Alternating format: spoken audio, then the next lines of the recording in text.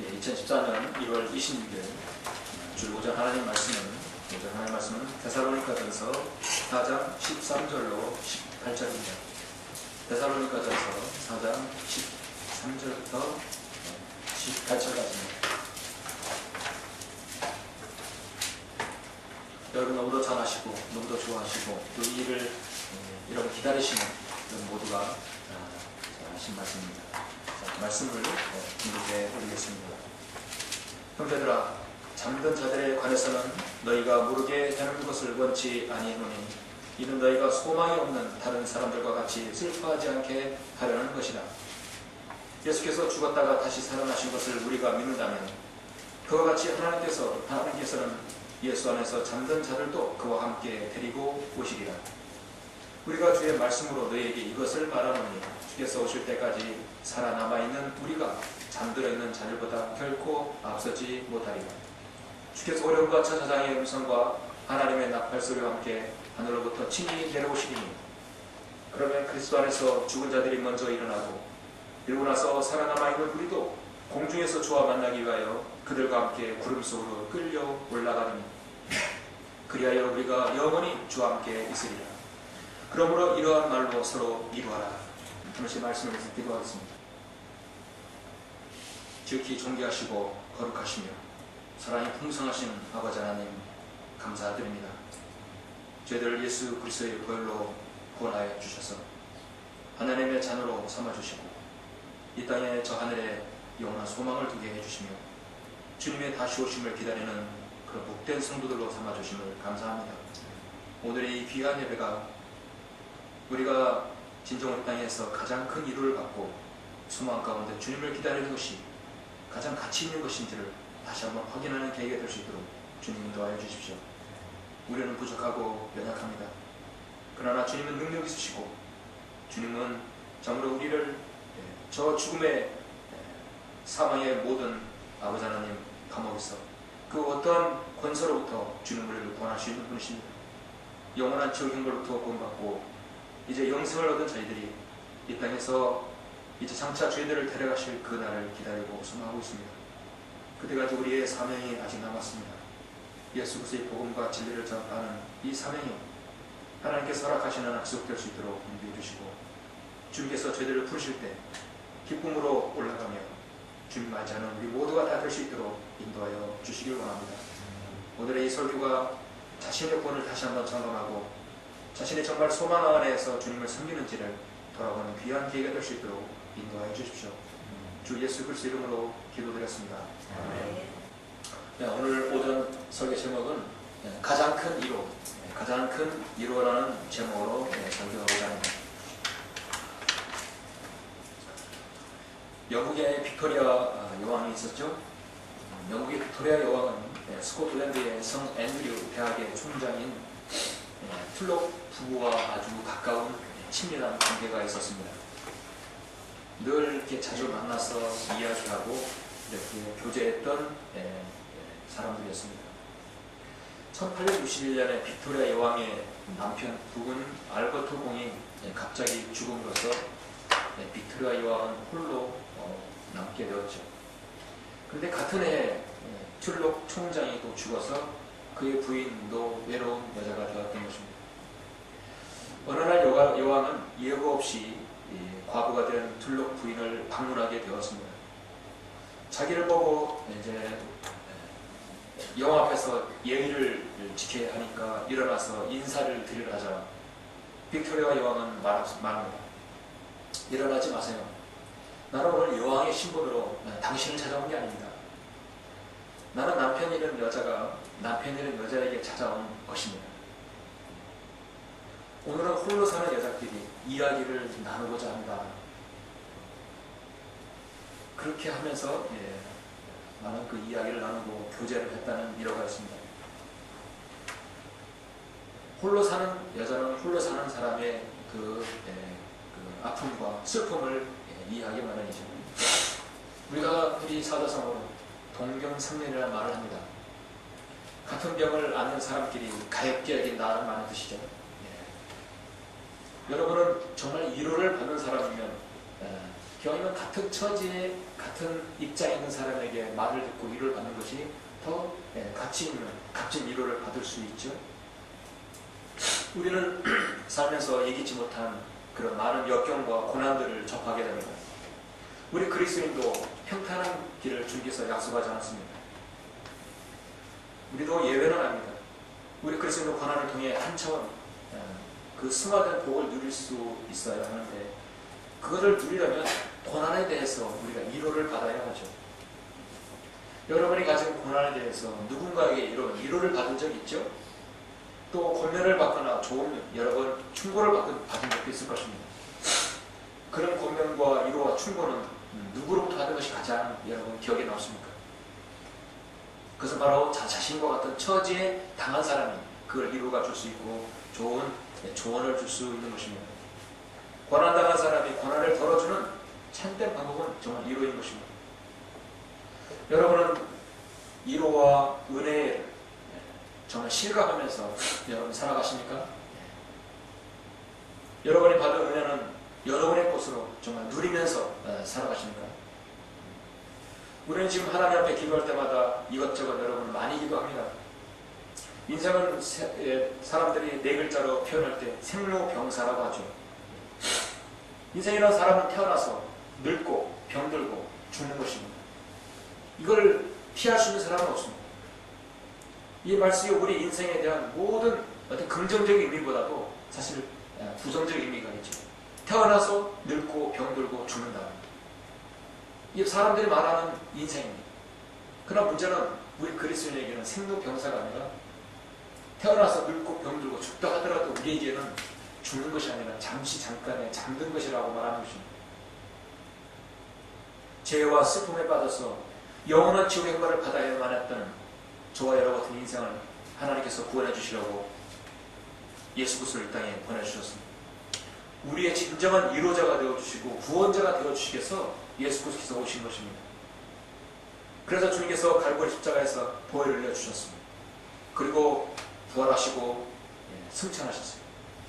정말 참 위로자이신 주님께서 성령님을 우리에게 보내주셨습니다. 그래서 성령님은 보혜사가 아니라 위로자입니다. 여러분 안에 내주하신 성령님은 개혁성령처럼 보혜사, 절 이름이 아니라 여러분 바로 위로자인 것입니다. 이제 저와 여러분은 가장 큰 위로를 받을 수 있는 생애를 여러분 보내고 있습니다. 그런 위로 중에 가장 큰 위로가 무엇일까요? 바로 주님의 다시 오십니다. 슬픔과 죄도 전쟁도 이생의 고난도 정말 생로병사도 없는 곳으로 여러분을 인도하실 그날을 여러분은 기다리고 있죠? 그런 날이 정말 오리라 생각하십니까? 오늘 방금 공독한 데살로니가전서 4장 14절에 28절의 말씀을 정말 이것은 하나 우리 어떤 정말 여러분 단순한 위로를 주고자 하는 말씀입니까? 여러분 이 날은 반드시 일어날 것입니다. 저는 오전에 사도 바울이 가장 큰 위로의 말씀을 여러분에게 제시하면서 정말 우리에게 서로 진정한 위로가 되는 그런 오전이 되었으면 합니다. 오늘 본문은 데살로니가전서죠. 사도 바울이 데살로니가 서신을 첫 번째 쓰면서 가장 큰 위로의 말을 전합니다.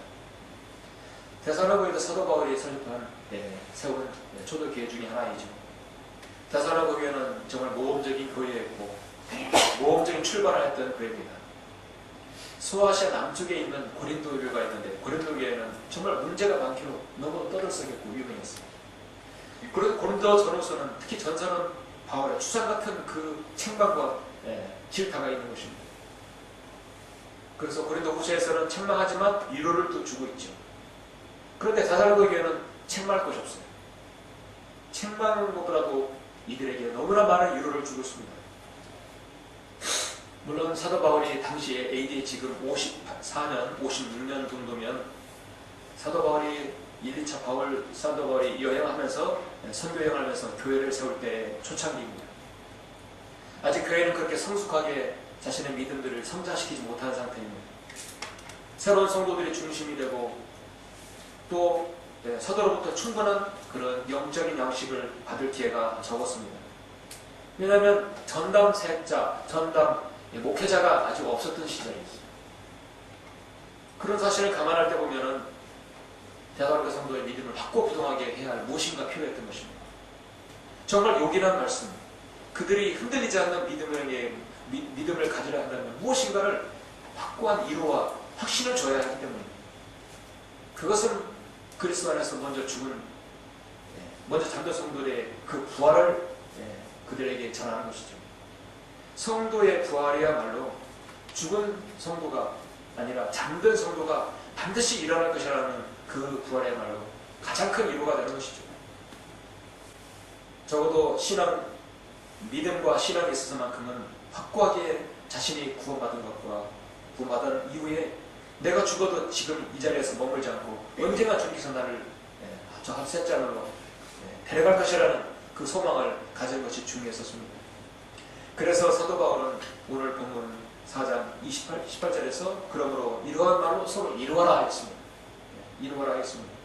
그리스도 안에서 잠든 자들에 관한 소망을 선포하는 것입니다. 성경에서 이루어가 가장 많이 나오는 장이 사실 고린도후서입니다.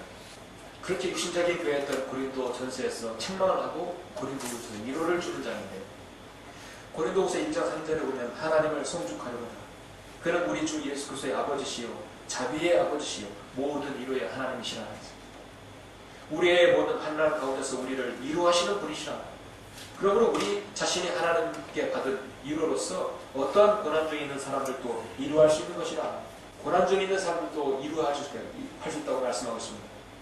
이는 그리스도의 고난이 우리에게 넘친 것 같이 우리의 위로도 그리스도로 말미암아 넘치기 때문이라 말씀합니다. 우리가 고난을 당하고 너희의 위로와 구원을 위함이니 그것들은 또한 우리가 겪은 동일한 고난을 잘 견딜 수 있게 해주며 우리가 위로를 받은 것도 너희의 위로와 구원을 위한 것이라. 너희에 대한 우리의 소망이 확고하면 너희가 고난에 참여하는 자가 된 것 같이 너희가 또한 위로에도 그러한 줄을 우리가 압니다. 사도 바울의 서신은 사실 데살로니가 교회에만 이루어진 것이 아니라 그렇게 육신적이었던 고린도 교회에도 위로를 주었던 것입니다. 채찍이 있으면 당근이 있어야 되는 것이죠. 사도 바울은 적절히 사용했던 것입니다. 매 절마다 위로가 빠지지 않죠.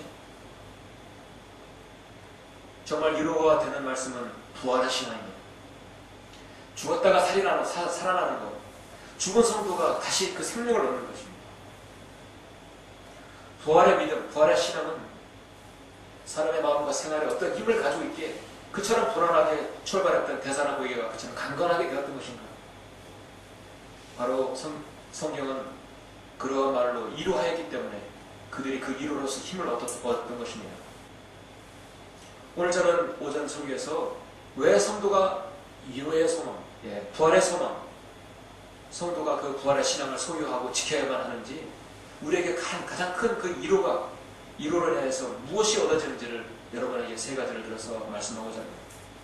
가장 큰 위로는 사실 세 부류의 사람들이 받게 되죠. 가장 큰 위로, 첫 번째는 그리스도 안에서 먼저 잠든 성도에게 일어나는 것입니다. 자, 여러분, 데살로니가전서가 기록된 때가 AD 54년이면 이제 주님께서 죽으시고 부활하신 지가, 승천하신 지도 50년도 지나지 않았어요.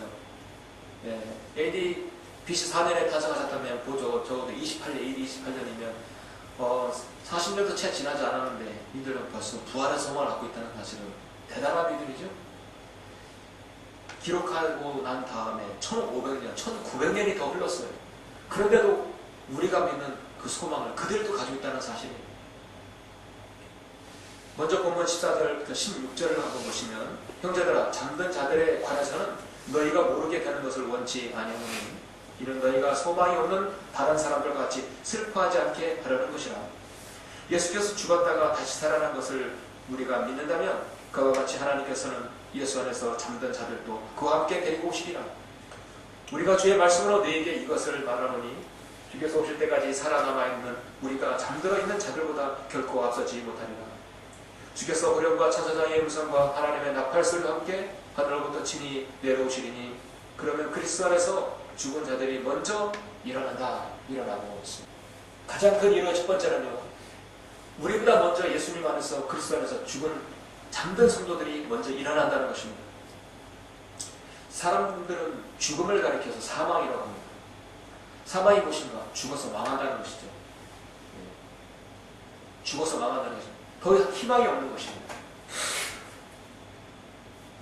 현선적으로 사람들은 죽은 사람은 우리 곁을 떠나죠. 그 육체는 사라집니다. 화장터를 가보시면 사람은 아무것도 아니죠. 저는 거래소리 할 때마다 늘 말씀드립니다. 여러분의 육체는 쓰레기와 같다는 것이. 불에 태우거나 땅에 묻거나 둘 중에 하나죠. 쓰레기는 불로 태우거나 땅에 묻거나 둘 중에 하나예요. 사람도 죽으면 불로 태우거나 땅에 묻어버려요. 한 줌의 재가 한 줌의 흙으로 남는 것입니다. 사람이 죽으면 육체는 사라집니다. 그 사람들은 보통 이제 사람 죽으면 끝이라고 생각해요. 그런데 끝이라고 생각하면 그것이 끝난 데 사람들은 막연하게 또 영혼을 얘기한다는 얘기죠. 영혼을 얘기해서 은근히 기대를 합니다. 뭐에게 내세에 기대를 하게 됩니다. 막연하게 사람 죽으면 하늘나라 가지 않았을까 기대하게 되는 거예요. 심지어 자살한 사람도 하늘나라 가지 않았을까 기대하게 되는 거예요. 그 사람들은 막연한 기대일지 망상일지는 모르지만 우리 성도들에게 믿음인 것입니다. 예. 여러분, 예수 그리스도 안에서 죽은 자들, 잠든 자들이라고 성경은 말씀하고 있어요. 사도 바울은 잠든 자들에 관해서는 14절에서 예수 안에서 잠든 자들도 그와 함께 데리고 오시리라 잠들었다고 말씀하고 있습니다. 성도는 죽음을 잔다고 말씀하고 있습니다. 주의 성도들은 하나님 옷이 값진 것이라고 했어요. 자신의 성도들을 다시 데려왔기 때문입니다. 예수 그리스도 안에 있는 사람들은요, 이미 여러분 영원한 생명을 받은 사람이에요. 우리 받을 것이 아니라 영원한 생명을 받은 사람이에요. 우리는 구원받았고 영원한 생명을 받은 사람이에요.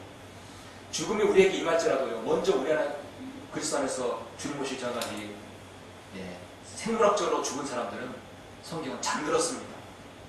영어를 묘지로 세모테라고 하는데 이 말은 헬라어에서 잠자는 곳이라는 말에서 어원이 됐어요. 과거의 사람들은 부활을 믿지 않아도 무덤은 잠자는 곳이라고 그렇게 이름을 지은 것입니다. 하나님을 믿지 않은 사람들도 심지어 잠이라는 말에서 파생된 말을 씁니다.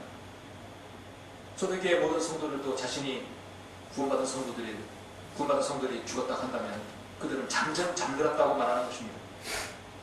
그런 까닭에 사도 바울은 대사람과 성도를 향해서 소망 없는 다른 사람과 같이 슬퍼하지 말라겠어요. 슬퍼하지 말라겠습니다. 물론 우리가 이생에 사람들이 이별의 슬픔이 있는 것은 우리도 모두 다 동일한 것입니다. 그런데 우리가 소망을 가지는 것은 무엇일까요? 그 사람이 반드시 우리보다 먼저 주님 곁으로 간다는 사실입니다. 우리보다 먼저 그들이 하나님께서 호령과 천사장의 음성과 하나님의 나팔소리와 함께 하늘로부터 친히 내려오시리니 그러면 그리스도 안에서 죽은 자들이 먼저 그들의 몸을 입고 일어난다는 것입니다. 이것을 우리는 보통 우리가 휴가라고 합니다. 휴가라는 말은 강제로 보다 또 나가채다는 뜻입니다. 라틴어 라토에서 파생된 말로 랩처라고 하죠. 공중으로 끌려 올라가는 걸 말합니다. 마치 독수리가 모입감을 발견해서 쏜살같이 내려왔다가 탁 작차서 채가 올라가는 겁니다. 하나님께서 자신의 성도들을 찾으셔서 주님께서 재림 공중제 마시 직전에 예수 그리스도의 피로 구원받은 사람들을 그들의 몸을 부활시켜서 그들의魂은 이미 저 천상에 가 있지, 영적인 것도 천상에 가 있지, 먼저 그들의 몸이 부활되는 것입니다. 부활이라는 것은요, 정말 과학적으로도 그 무엇도 형용할 수 없고 해석이 가능하지 않은 것이죠. 잠시 여러분 고린도전서 15장을 보시겠습니다. 고린도전서 15장 보시면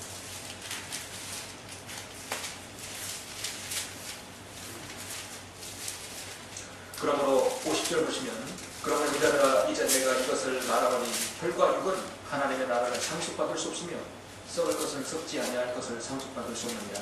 보라 내가 너에게 한 가지 신비를 말하노니 우리가 다 잠잘 것이 아니요 오히려 우리가 모두 변화될 것이니 마지막 나팔에 눈 깜짝하는 순간에 그러하리라.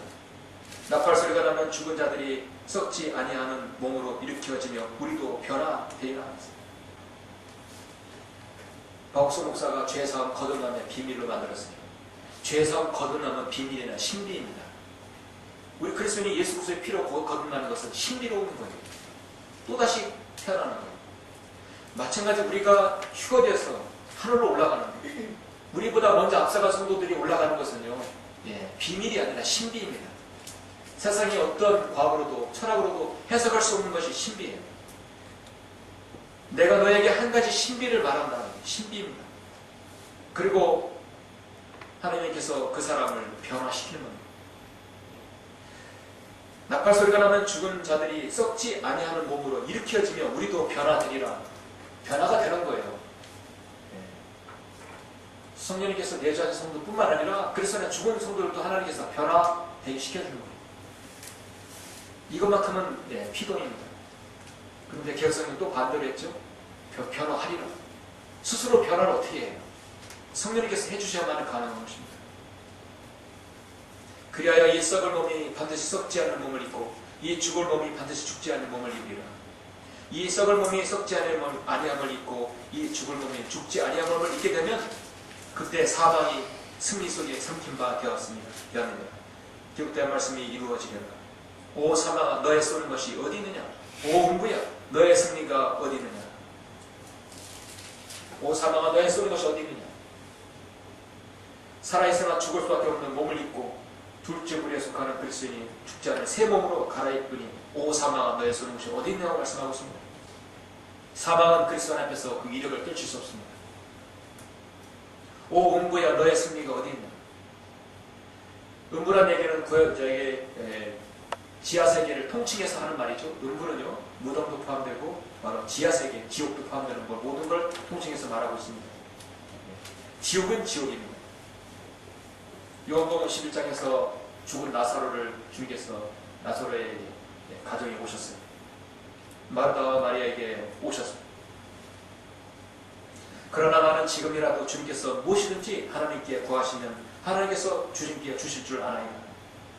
예수께서 그녀에게 말씀하시를 너의 오라비가 다시 살아나리라. 마르다가 주께 말씀드리기를 마지막 날에 부활로 그가 다시 살아날 줄을 내가 아나이다. 마지막 날에 그가 부활로 다시 살아날 줄 아나이다. 예수께서 그녀에게 말씀하시를 나는 부활이요 생명이니 나를 믿는 자는 죽어도 살 것이라 했어요. 그리스도 안에 죽은 자들이 먼저 일어납니다. 죽어도 살 것이며 또 살아서 나를 믿는 자는 누구나 영원히 죽지 아니하리라. 내가 이것을 믿느냐 했어요. 요한복음 11장 27절 여러분 22절부터 27절 이 말씀을 여러분 믿습니까? 내가 이것을 믿느냐. 여러분의 아시는 먼저가 그리스도인이 지금 무덤에 있습니다. 어떤 사람은 화장에서 그 죄까지도 원디로나 뿌려져 있을 것입니다. 그러나 주님은 그것까지도 모두 다 다시 모든 원수와 모든 것들 하나님께서 다시 그 몸을 입게 해주실 것입니다. 지금까지 2000년 동안 그리스도 안에서 잠든 자들이 얼마나 많겠습니까? 암호 시대 동안 주님을 섬기면서 주님을 이름을 증거하면서 핍박당하고 화형당한 사람들 얼마나 많겠습니까? 그들의 몸은 이미 흙으로 이미 재로 다 한 줌의 재로 없어졌을 것입니다. 그러나 주님께서 그들을 가장 큰 위로로서 그들의 몸을 다시 있게 해주십니다. 주님과 같은 몸으로 변화되는 것이죠. 그래서 오늘 말씀은 형제들아 이제 내가 이것을 말하노니 혈과 육은 하나님의 나라를 상속받을 수 없다고 말씀하십니다. 주님 같은 몸으로 변화될 수 있음을 말씀하고 있습니다. 여러분은 장례식에 이렇게 가거나 또 조문을 갈 때 늘 머릿속에 떠올리죠? 사람들이 복음을 전할 때 가장 적절한 곳이 어디입니까? 장례식. 사람은 죽는 데 대해서 이유를 달 수 없는 것입니다. 장례식 할 때도 조심해야 돼요. 마귀가 가장 많은 곳이에요. 마귀는 죽은 사람이 있어 더 이상 있을 수가 없어요. 또 산 사람을 찾아서 그 안에 들어가야 되니까. 마귀가 가장 우글거리고 많은 곳이 화국 기도원과 바로 장례식장입니다. 그러나 복음을 진지하게 전할 수 있는 장소가 또 될 수 있어요. 우리는 무덤을 볼 때, 여러분은 장례식 광경을 볼 때마다 사망아 너는 쏘는 것이 어디 있느냐? 오음부에 너의 승리가 어디 있냐? 그를 가둬볼 수 없다는 것을 여러분 직접적으로 말할 수 있고 또 이렇게 기도할 수 있는 것입니다. 굉장한 일이지. 가장 큰 이론은 또 무엇입니까? 바로 저와 여러분에게 해당하는 말씀입니다. 전무후무한 사건이 곧 일어날 것입니다. 두 번째는 주님을 다시 오심을 기다리는 지금의 여러분의 성도에게 일어날 것입니다. 자, 17절 18절 보시면 그리고 나서 살아남아있는 우리도 공중에서 주와 만나기 위하여 그들과 함께 구름 속으로 끌려 올라가리니 그리하여 우리가 영원히 주와 함께 있으리라. 그러므로 이러한 말로 서로 이거라. 이것이 정말 우리의 위로가 되어야 할 것입니다.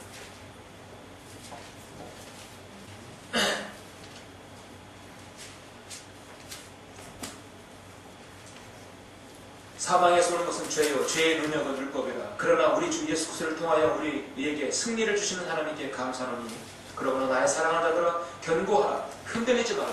항상 죄를 넘치게 하라. 이는 너희의 수고가 주 안에서 헛되지 아니하는 줄을 너희가 아느니라. 우리는 견고해야 됩니다. 흔들리지 말아야 합니다. 죄를 넘치게 해야 합니다. 오늘날 휴가가 언제 일어날 줄 여러분 어떻게 아십니까?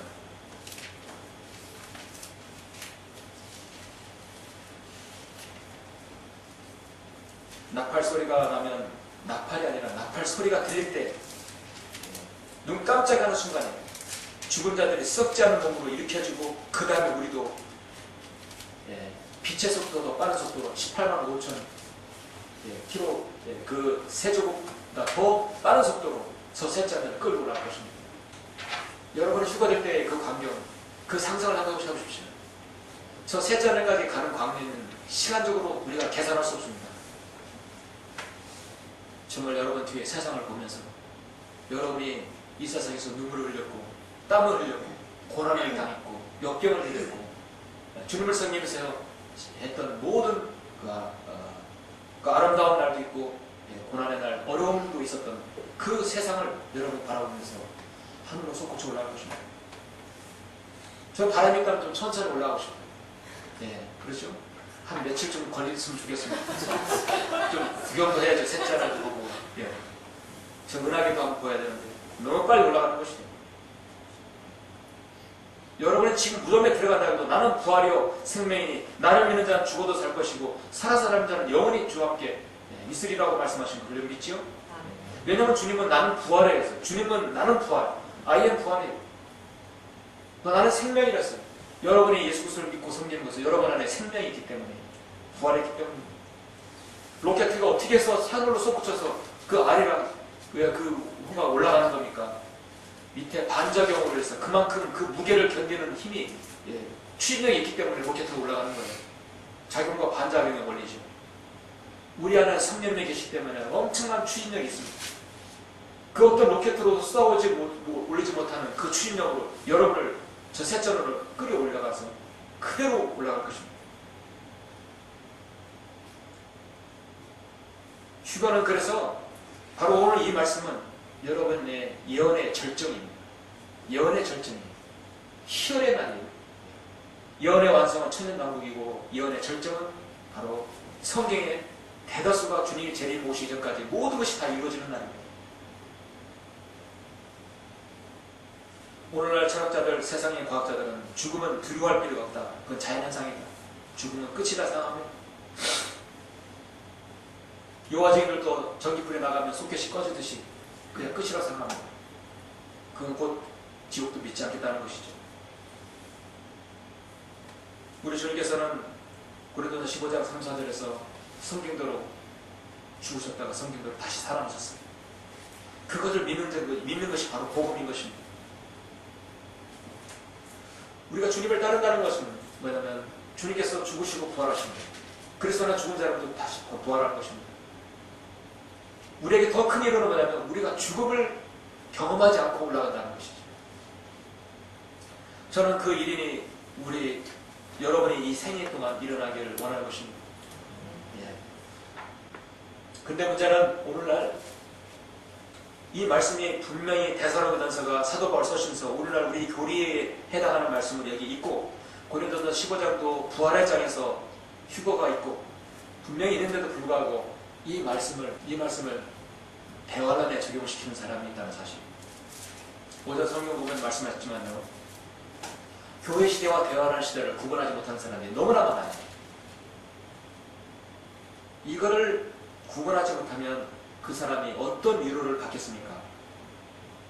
예를 들어서 우리가 대화할 시대 집어 들어가가지고 거기서 휴거를 받는다 한다면 그게 무슨 위로예요? 대화할 때는 아시다시피요, 요한계시록 4장부터 여러분 19장까지 자신의 믿음의 행위로 지켜야 합니다. 짐승의 표를 받지 않으려고 도망다녀야 되고 핍박받아야 되고 헐벗고 굶주려야 되고 자신의 구원을 잃어버리지 않기 위해서 무엇인가 행해야 되고 유대인에게 선대해야 되고 얼마나 복잡하고 힘들어요. 저는 그게 무슨 위로라고 생각해요. 그게 무슨 큰 위로예요. 우리 그리스도인은 예수 그리스도 안에 있는 그리스도의 몸 안에 든 사람이에요. 대환란과 아무런 관계가 없습니다. 교회는 대환란을 통과하지 않아요. 교회는 환란을, 대환을 통과한다. 이거는 완전히 반성경적 이단인 것입니다. 우리 주님께서는 그 두렵고 무서운 대환란 때 우리를 지켜주신다고 약속해 주셨어요. 왜냐하면 데살로니가전서 5장 9절 보십시오. 이는 하나님께서 우리가 진노를 받도록 정해놓은 것이 아니라 우리 주 예수 그리스도를 통하여 구원을 받게 하셨기 때문이라 하세요. 내가 나의 인내의 말을 지켰기 때문에 나도 시험의 때 너를 지켰으니 이는 온 세상에 임하여 땅에 사는 사람들이 시험할 때라. 교회는 대환란 통과하지 않는데 하나님께서 진노를 받기 위해서 교회를 대환란에 집어넣는다면 거기서 어떻게 위로를 받습니까? 진정한 위로는요, 가장 큰 위로는 더 이상 그 사람에게 어려움과 고통을 주지 않는 것이에요. 4장부터 19장까지는 대환란에 관한 대환란의 교리예요. 이 일들을 증거하신 분이 말씀하시기를 반드시 내가 속히 오리라 하시냐. 아멘. 그러합니다. 주께서 오시옵소서. 주님께서 오시는 것은 우리가 지금 이 시대를 기다리는 것이지 대환란 때를 기다리는 게 아닙니다. 대환란 때는 더군다나 적그리스도가 출현하기 때문에 적그리스도를 피해야 합니다. 적그리스도가 이미 자신이 환란 성전에 앉아가지고 하나님이라 부르며 경배받기를 요구합니다. 멸망의 아들입니다. 그런데 지금 이 멸망의 아들 적그리스도가 아직 세상에 등장하지 않았잖아요. 한 장 넘겨서 데살로니가 후서 2장 1절에 보시면, 자, 이때가 바로 대환란 때이에요. 대환란 때입니다. 형제들아, 우리 주 예수 그리스도의 오심과 그 앞에 우리가 함께 모이는 일에 관하여 이제 너에게 간구하노니 영어로나 말로나 또 우리에게서 받았다고 하는 편지로라. 그리스도의 날이 가까웠다고 마음이 쉽게 흔들리거나 두려워해서는 안 될 것이다. 마음이 쉽게 흔들리나 두려운 사람들이 너무 많아요. 아무도 어떤 모양으로든지 너희를 미혹하지 못하게 하라. 이는 먼저 배교하는 일이 이르지 않고 또 그 죄의 사람, 그 멸망의 아들이 나타나지 않고서는 그 날이 오지 아니하니라. 그는 대적하는 자며 또 하나님이라 불리우는 모든 것과 숭배받는 대상 위에 자신을 높여 하나님의 성전에 앉아 하나님처럼 보며 자신을 하나님이라고 하느니라. 이때가 바로 대환란 때예요. 저 여러분은 관계없어요. 교회가 지상에서 정말 환란을 당한다면 공중에서 있을 그리스도의 심판석은 어린 양으로 지금 누가 참석합니까? 그 누가 참석해요? 우리가 참석하는 거예요. 우리가 당사자 되는데 이 땅에 남아서 환란을 당한다면 그 성령의 교리가 되지 않죠? 우리가 7년 대환란을 겪는다면 예수님께서 도둑같이 오시며 우리 성도들이 눈 깜짝 순간에 변모되어야 할 이유가 무엇입니까? 없는 것입니다. 하나님의 약속이 그렇지 않죠. 우리는 대환란에 속하지 않습니다. 뿐만 아니라 대환란의 교리를 이 시대에 적용시켜서도 안 되는 것이죠. 가장 큰 이유 마지막 세 번째는 무엇입니까? 자, 그리스도는 죽은 자들이 일어났으면 우리도 올라갑니다. 그 다음에 대환란 때 정말 믿음과 행위를 지킬 성도들에게도 위로가 있어야 되겠죠. 세 번째는 대환란 때 믿음과 행위를 지킨 성도에게 일어나는 것입니다. 자, 오늘 데살로니가전서 4장 13절부터 18절은 우리에게 해당하지만 이 말씀은 우리에게 해당하지 않습니다. 이것은 바로 대환란 성도에게 해당하는 말씀입니다. 마태복음 24장 여러분 29절을 보시면요, 오늘날 이 말씀을요, 오늘 교회 시대에 적용하는 사람들이 이 설교자들 들어보면 마태복음 24장을 대다수 오늘날 교회에 적용시키게 하는 사람들이 대다수입니다. 오늘날 설교자들이요, 교리를 갈파하지 못하니까 이거를 교회에다 적용시켜버려요. 휴거를 다 하나에다 짬뽕시켜버려요. 대환란의 교리를 교회에다 적용시키는 것도 문제고 교회를 대환란에 갖다 놓는 것도 문제입니다. 마태복음 24장 29절 말씀입니다. 그 날들의 환난 후에 즉시 해가 어두워지면, 성경에서요 환난은 대환난이고요, 환난은 니은 나는 우리 그리스도인이 이 땅에서 당하는 고난입니다. 그러니까 환난과 환난이 구별돼요. 성경에서 24장에서 환난은 7년 대환난을 말하는 것입니다. 즉시 해가 어두워지며 달이 그 빛을 내지 아니하며 별들이 하늘에서 떨어지고 또 하늘들의 권능들이 흔들릴 것이다. 그 후에 하늘에 있는 인자의 표적이 나타나리니 땅의 모든 지파들이 통곡할 것이며 또 그들의 인자가 권세와 큰 영광으로 하늘의 구름을 타고 오는 것을 보리라. 주님께서 지상 재림하시는 광경입니다. 또 주께서 큰 나팔소리와 함께 천사들을 보내시리니 그들이 하늘 이편에서 저편 끝까지 사방에서 그의 택하신 사람들을 함께 모을 것이라. 무화과나무의 한 비유를 배우라. 그 가지가 유연해지고 잎이 나오면 여름이 가까운 줄 너희가 아나니 이와 같이 너희도 이 모든 것을 보면 그 일이 가까이 곧 문들 앞에 이른 줄 알라. 진실로 내가 너희에게 말하노니 이 세대가 지나가기 전에 이 모든 일들이 이루어지리라. 주께서 큰 나팔소리와 함께 천사들을 보내시리니 그들이 하늘 이편 끝에서 저편 끝까지 사방에서 그의 택하신 사람들을 함께 모을 것이라 했습니다. 대환난 때 자신의 믿음을 지키려고 순교하는 모든 사람들, 자신의 몸을 입고 순교한 사람들은 또 반드시 부활합니다. 이것은 바로 대환난의 성도가 부활하는 것이죠. 그러면 이 사람들은 대체 누구인가? 우리 주님께서 갈고 십자가의 구속사역을 이루실 때 거기에도 무덤이 열려서 성도들이 올라갔거든요. 마태복음 여러분 27장을 보시면 27장 50절 보시면 예수께서 다시 큰 음성으로 소리 지르신 후 숨을 거두시더라. 그런데 보라, 성전의 휘장이 위에서 아래까지 둘로 찢어지고 땅이 흔들리며 바위들이 갈라지고 무덤들이 열리며 잠들었던 많은 성도들이 몸이 일어났습니다. 주께서 부활하신 후에 무덤에서 나와 거룩한 도성으로 들어가는 많은 사람들이 나타나요. 여러분, 여기는 무덤이 열려서 잠들었던 많은 성도들이 일어난 건 어떻게 해석해야 할까요? 성경을 해석할 줄 모르면 이것도 신학성이고 저것도 신학 다 막 짬뽕을 해버려요. 이러니 혼란이 생기는 것이에요. 이건 구약 성도들이 부활해요. 성도는 반드시 부활하게 되어 있어요. 시점이 어느 시점이나 다른 거예요. 주님께서 죽으실 때 휘장이 찢어지고 땅이 흔들리며 바위 갈라질 때 무덤이 열렸던 것은 구약 성도의 부활입니다. 주님께서 마태복음 24장에서 대환난의 경고에 대해서 일어날 일들을 말씀하실 때는 우리가 이미 휴거된 다음에 저 천상에 있을 때 대환난 끝자락에 있을 때 휴거입니다. 그래서 구약 성도의 부활이 있고요, 신약 성도의 부활이 있고 대환난 성도의 부활이 있는 것입니다. 추수도 여러분 해곡식이 나오죠. 첫 추수가 있고 알곡이 있는 것입니다. 부활 졸업은 여러분 알곡이 있는 거예요. 그리고 마지막 뭐가 있습니까? 이삭 죽기가 있는 거예요. 첫 추수가 있고 알곡 추수가 있고 이삭 죽기가 있는 것입니다. 구약 성도의 부활, 신약 성도의 부활, 환락 성도의 부활인 거예요. 분명히 다르게 말씀하고 있어요. 이 땅에서 마지막 가장 큰 이루는 바라 대환난 때 믿음과 행위를 지킨 성도들에게 일어나는 것입니다. 더 이상 슬픔과 더 이상 그들에게 있어서 환난은 없는 것입니다. 시편 50편 4절에서 이들에 대해서도 예언했어요. 그가 이로부터 하늘들과 땅에까지 부르시니 이는 그가 자기 백성을 판단하시는 것이라. 내 성도들을 내게로 다 모으라. 그들은 희생제로 나와 언약을 맺은 자들이라. 바로 대환난 때 성도들. 이사야 26장 19절에서도 예언했습니다. 주의 죽은 자들을 살아나리니 그들이 나의 죽은 몸과 함께 일어나리라.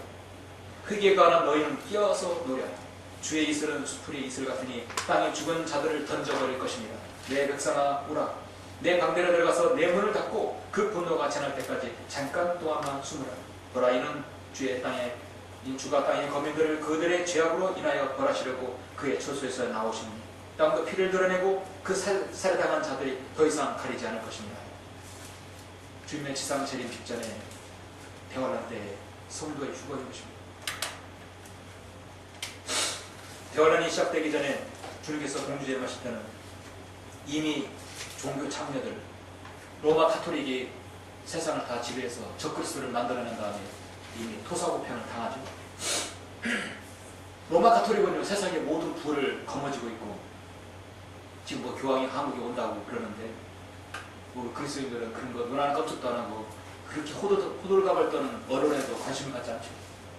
그 옷을 뭐 하겠다는 거죠? 복음을 전하겠다는 것입니다. 로마 가톨릭은 세상의 모든 땅을 다 지배하라는 거죠. 교황 바오로 2세도 어느 나라든 방문하면 땅에다 키스를 하죠. 이 땅은 내 땅이야. 이건 나의 것이야. 그런 의미로 키스를 합니다. 교황들이 어느 나라를 방문하건 대사를 파견하건 우리가 아무런 관련 없습니다. 우리가 올라가면 로마 가톨릭은 모든 권력을 하나로 집중시켜서 적그리스도를 만들어내는데 최고의 일주를 합니다. 프리메이슨이나 무슨 암흑가의 조직은 모두 다 사실 적그리스도를 위한 준비 다 기관들이. 특히 종교 창녀 로마 가톨릭은 325년 니케아 종교 이래로 세계를 지배하는데 혈안이 되어 세상의 모든 금과 모든 경제권을 다 쥐고 있는 것입니다. 1차, 2차 세계대전도 로마 가톨릭이 주도했고, 이제 그는 적그리스도가 나오게 되면 자기의 역할이 끝나게 되는 것이죠. 결국은 적그리스도에 비참하게 종말을 구하게 되는 것이죠. 그 요한계 17장, 18장에서 말하고 있는 것입니다. 예수 그리스도께서 이 땅에 탄생하셨을 때 유대인의 왕으로 오셨지만 유대인들은 예수님을 거절해버렸어요. 거절한 죄는 반드시 받게 되어 있습니다. 슬프도다 그날이 크므로 어떤 때도 그와 같지 않은 날이 그날은 야곱의 고난이다. 그러나 그는 그 고난에서 구원받으리라. 로마 가톨릭은 이스라엘은 예수 그리스도께서 오셨지만 그들을 예수님을 거부했죠. 반드시 그것을 심판받을 것입니다. 적그리스도가 세상을 지배했을 때는 이제 자신의 666표를 가지고 세상을 자신의 표를 받게 하죠. 요한계 13장에 보면은 14장에 보면은 666표가 나옵니다. 사람의 숫자이고 자신의 표를 받게 해야만이 살 수 있게 만든 것입니다. 13장 14절을 보니까 그가 짐승 앞에서 행할 권세를 받아 그 같은 기적들을 통하여 땅에 거하는 자들을 미혹하여 또 땅에 가는 자들에게 말하기를 칼로 상처를 입었다가 살아난 그 짐승을 위하여 형상을 만들어야 한다고 합니다. 그가 그 짐승의 형상에게 생명을 주는 권세를 받아 그 짐승의 형상으로 말도 하게 하고 그 짐승의 형상에게 경배하지 아니하는 자는 다 죽이도록 합니다. 이런 권세와 이적들을 행하기 때문에 사람들은 모두 다 666표를 받게 됩니다. 그리고 그들은 다시금 회복할 수 없는, 다시금 그는 구원받을 수 있는 그런 모든 자격, 모든 가능성을 이제 다 뺏겨버리죠. 여기에 성도들의 인내가 있으며 여기에 하나님의 계명들과 예수의 믿음을 지키는 자들이 있느니라. 또 내가 하늘에서 나는 음성을 들었는데 나에게 말씀하시기를 기록하라. 이제부터 주 안에서 죽은 자들은 복이 있도다. 성령께서 말씀하신다.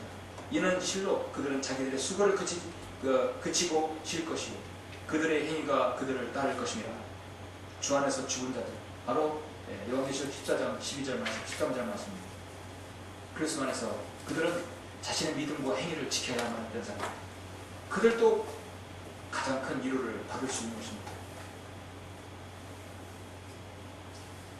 지난주에 뉴욕에서 한 자매로부터 상담 전화가 왔어요. 이 자매는 꾸준히 우리 성경과 또 진리를 접하고 설교를 계속 들으시는 분이에요. 근데 미국에는 지금 굉장히 난리가 납니다. 이 베리칩이라는 거로 인해서 엄청난 혼란이 가중된다는 것이에요. 오늘날 우리나라도 베리칩은 666이다. 아예 규정해버려요. 베리칩 받으면 이제 미국의 의료 개혁 법안이 통과되었기 때문에 이제 그것이 본격적으로 사람들에게 주입된다고 합니다. 이미 개에게도, 이미 동물에게도 뭐 해서 신원 파악을 하게 하고, 누구의 소유인지를 알게 하고, 전자까지 장치 집어넣어서 어떤 어떤 지역 안으로 못 들어가게 하는 장치까지 만들었다고 합니다. 어떤 데는 사람을 노예로 부리려고 사람을 납치에다가 뇌 속에 집어넣어서 노예처럼 부린다고 합니다. 그렇기 때문에 그것이 점점 발달하면 인간을 모든 걸 통제한다는 것이에요. 그렇기 때문에 베이직은 받으면 그 666이다. 그건 구원받지 못한다는 것이에요. 그래서 목사님 이걸 어떻게 해야 합니까? 목사님 어떻게 생각하십니까? 결론적으로 했습니다. 베리칩은 육륜이 아니다. 베리칩이 육륜이면 우리는 지금 배월라 시대에 살고 있다는 거죠. 그죠? 육륜 표를 받게 되면 베리칩이 육륜이라면 우리는 지금 배월라 시대에 살고 있는 거예요. 우리는 지금 교회 시대에 살고 있어요. 저와 여러분은 우리 안에 성령님 내주신 성령께서 우리를 아직 이 땅에 거하게 해주셔요. 우리는 아직 올라가지 않았어요. 그러면 아직 육륜육은 이 땅에 오지 않은 것입니다. 어떤 문명의 생활의 이기로 인해서 바꿔더라든지 어떤 취업들은 통용될 수 있겠죠. 이제 좀 지난주에 여러분 우리나라 전 국민을 대상으로 많은 정보들이 새갔잖아요. 그렇죠? 카드사들 정보들이 완전히 샜어요. 다시 추리해야 되고 규합을 해야 할 것입니다. 더 많은 정보를 수용해야 되고 더 많은 정보를 그들은 더 보안 장치를 해야 될 것입니다. 하다 보면 컴퓨터가 필수 사항입니다. 그렇다 하더라도 아직까지 베리칩이라든지 어떤 장치가 육륜이라고 할 수는 없는 것입니다. 아무리 고도로 발달해도 우리가 올라가야만이 육륜표를 적을 수가 제시할 것입니다. 자, 그러면 그것을 아셨으면 이제 주님의 재림을 기다려야 할 것입니다. 근데 질문 하나가, 목사님 그러면 이 데살로니가전서 4장의 이 말씀이 언제 올까요? 목사님은 아실 것 같은데 좀 알려주세요. 그거 제가 알면 제가 종교 하나 만들죠. 네, 제가 하나 만들죠. 그죠? 사람 끌어모아다가 사이비 하나 만들잖아요. 저도 그래요. 오직 예수 그리스도 아버지만 아시는 것입니다. 사랑하는 성도 여러분, 여러분은 어린 시절에 손꼽아 기다리던 날이 있죠. 어떤 날을 기다렸습니까? 여러분 소풍 가는 날 많이 기다렸죠.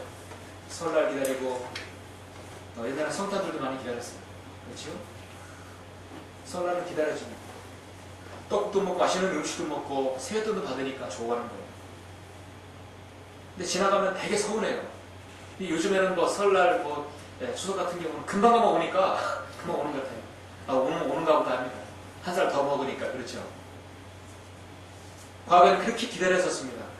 근데 지금은 이제 나이가 우리 같은 먹고 주님을 이렇게 섬기다 보니까 정말 손꼽아 기다리는 게 하나 있어요. 언제 주님 오실까? 내 사랑하는 어여쁜 자야, 일어나 떠나자. 떠날 때가 언제인가? 정말 우리는 이 땅에 솟구쳐서 저 셋잔으로 올라갈 그날이 희열이 언제 오고 싶으신가 여러분 기다리지 않습니까? 그 주님께서 오시는 것입니다. 다시는 여러분이 이 땅에서 주님을 섬기고 싶어도, 주님을 찬양하고 싶어도, 주님께 드리고 싶어도, 구령하고 싶어도, 거리스럽게 하고 싶어도, 성경을 더 공부하고 싶어도 소용이 없습니다. 이제 그때는 끝나는 것입니다. 오늘 저녁에 올지 내일 올지 아무도 모르는 것입니다. 그걸 기다리다가 상당수 올라갔어요. 부활의 소망을 가지고 그들도 올라갔고 그들도 잠들었습니다. 이제 우리가 가장 기쁘고 행복한 날입니다. 그 날을 기다리고 있는 것입니다. 여러분의 고난, 여러분의 섬김, 여러분의 환난, 여러분의 눈물, 이제 곧 끝날 때가 다가왔습니다. 주님께서 먼저 그리스도 안에서 먼저 잠든 성도에게 그 위로를 주시고, 지금 바로 주님을 섬기는 여러분에게도 위로를 주시고, 그리고 앞으로 대환란 때 자신의 믿음과 행위를 지킨 그 성도들에게도 주님께서 위로를 주실 것입니다. 사도 바울은 오늘 결론적으로 시작이 작은 교회였지만 주님의 다시 오심을 기다리라고 계속해서 위로를 주고 있습니다. 그때가 AD 54년이면 정말 너무도 앞선 시기였어요. 그래도 그들은 주님을 기다리라 했어요. 사도 요한도 AD 91년에 요한계시록 22장을 기록하면서 반드시 내가 속히 오리라. 100년도 안 돼서 그렇게 했습니다. 그리고 1900년이 흘렀고, 그렇다면 우리가 오늘 이 말씀이 더 우리에게 다가와야 되지 않을까요? 이런 일들을 증거하신 분이 말씀하시기를 반드시 내가 속히 오리라. 속히 오리라.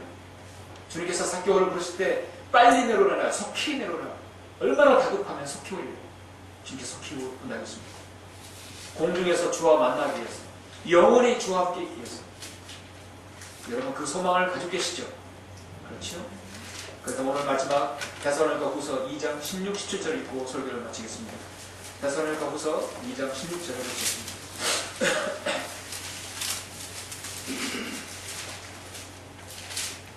이제 우리 주 예수 그리스도와 우리를 사랑하시고 은혜 가운데서 영원한 이루와 선한 소망을 주신 하나님 곧 우리 아버지께서 너희 마음을 이루하시고 모든 선한 말과 일에 너희를 경고케 해주시기를 바라노라.